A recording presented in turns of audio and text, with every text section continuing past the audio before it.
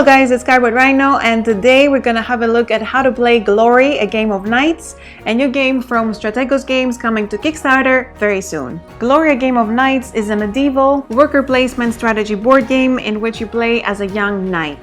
A young knight whose mind is set on earning fame through tournaments, and you live for the moment there's gonna be songs about your deeds and your glory.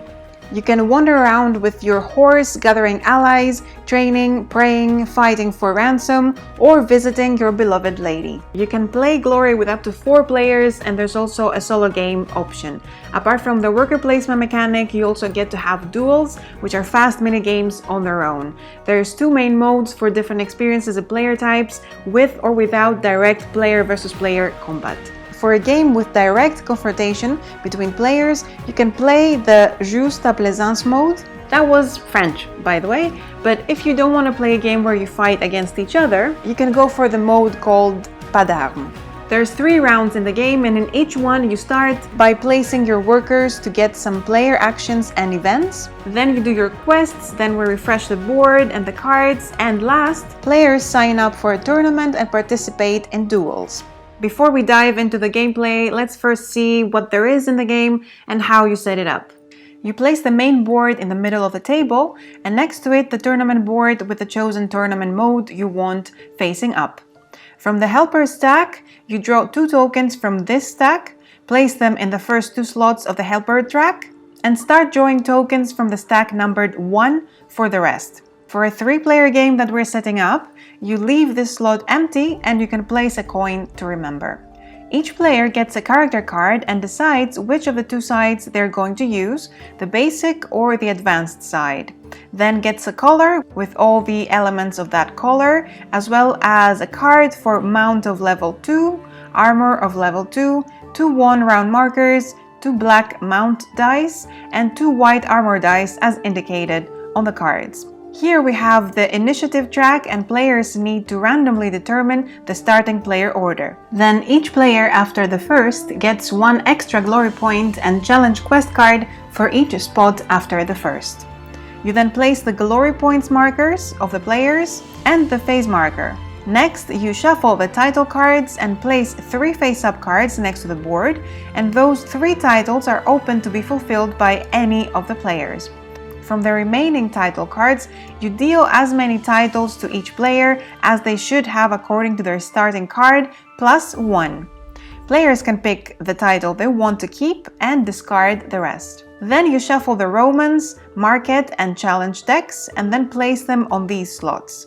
All 3 of those decks make the quest cards. Starting with the first player and continuing in the order on the initiative track, each player draws quest cards from the piles according to their starting card, and they may discard any 1 card and choose a Romance card in its place. Then you place 4 cards from each pile on the slots on the board. You randomly choose 1 event card, place it down, and next to it the upcoming event card face up, on top of the 3rd event card, which should be face down.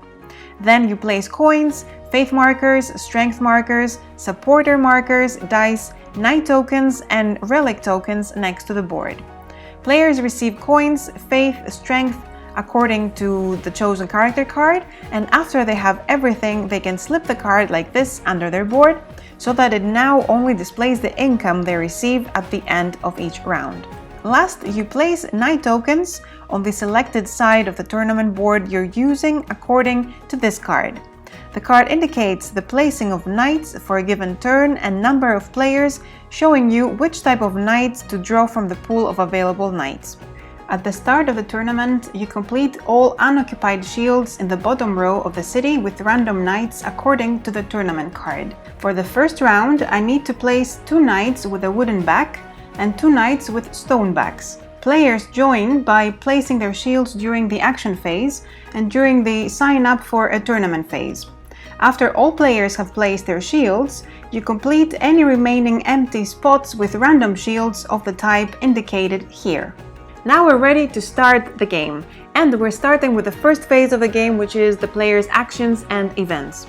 In player order, players perform 1 action by placing 1 of their horses on the action space of their choice and immediately perform that action, and continue to choose actions like this until they use all of their horses.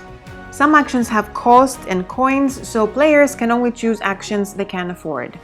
Your available actions are all on the board, and some are limited, meaning they can be occupied by only one pawn, and some are unlimited. The limited actions are training, which gives you 3 strength markers, praying, which gives you 3 faith markers, and service with the payout of 3 coins. The rest of the actions are unlimited, and they are the following. There are the quests, in which you can choose 2 quest cards of any kind and in any combination. There are the tasks, which pay you with 2 of these coins. There's also individual training, which yields 2 strength markers. Here's the marketplace, which allows you to buy a better mount or a better armor. You pay the specified number of coins back to the bank and take the mount or armor card. With one action, you can upgrade only one item by only 1 level up. There's also the supporters, which they may also have an associated cost to acquire, and they give you some abilities that are usually useful during the battles. Also, you can try to improve your initiative by placing your pawn on the first unoccupied gray box of the initiative track, counting from the left, and you receive 1 coin. Each player can place there only one of their pawns per round. You can also sign up for a tournament by putting your shield on an empty slot. Last, we have the Splendor, which gives you 3 random title cards, and you get to keep only one of them as a secret individual goal. There's also some events that introduce an additional action space for the time of a given turn, on which players can put their pawns in order to perform the action. Now let's go to the other basic part of the game, the duels, so that we can understand the strategies we can develop during the rest of the game. We'll start with the Justa mode, where all the combinations of enemies in duels are possible. The players can fight with knights controlled by the game, which we'll call knights, or with other players, and there can be duels of 2 knights as well. Before the duels start, players declare their participation in tournaments, and according to the initiative track, each player can put their heraldic shield on the bottom rank of the tournament, or they can choose to pass and wait for the other players to play. However, if you are the player with the lowest initiative on the initiative track, you must put your shield on the board. Duels are played from left to right, although players can play them simultaneously. And the winners move up to the next rank, and again once more until there's only one winner. The winner of the final fight receives 1 additional glory point and 1 coin. If a player lost their duel and is out of the tournament, they can play additionally 1 or 2 quest cards, while other knights are still fighting in the tournament, depending on which stage of the tournament they lost in. Now, let's say that the tournament board looks like this. So you first have a duel of 2 players, then a player with a knight, and then 2 duels of 2 knights. The 2 sides in each duel have to compare their attack values. This is easy to do for the knights because it's just a number on their shield. So a duel of 2 knights is resolved automatically in favor of the knight with a higher attack value, and in case of a tie, in favor of the knight with a higher prestige value. But if it's a player participating in a duel, there's a series of things they can do to establish and increase their attack strength. To win the duel, you need to win 2 rounds of attack. If the player's attack is equal to the knight's attack, the values of their prestige are compared. In any of the duels that a player participates, they need to follow this sequence of their player board. Before the duel starts, a player declares if they use the helper thug, if they have one. If the player decides to use the thug, the knight's attack value in the first round of the duel decreases by 1. Then the player declares whether they're going to use their strength markers to increase their chances of winning. For each marker up to 3 they use, they receive 1 strength die.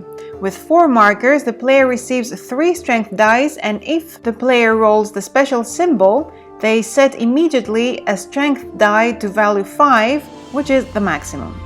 Then the player rolls all of their strength, mount, and armor dice. They can now use 1 faith marker to re-roll up to any 2 dice. For each type of dice, the player takes into account only the die with the highest value. In order to use a helper marked with this symbol, or a relic, they need to flip the token, which makes it unavailable until the next round.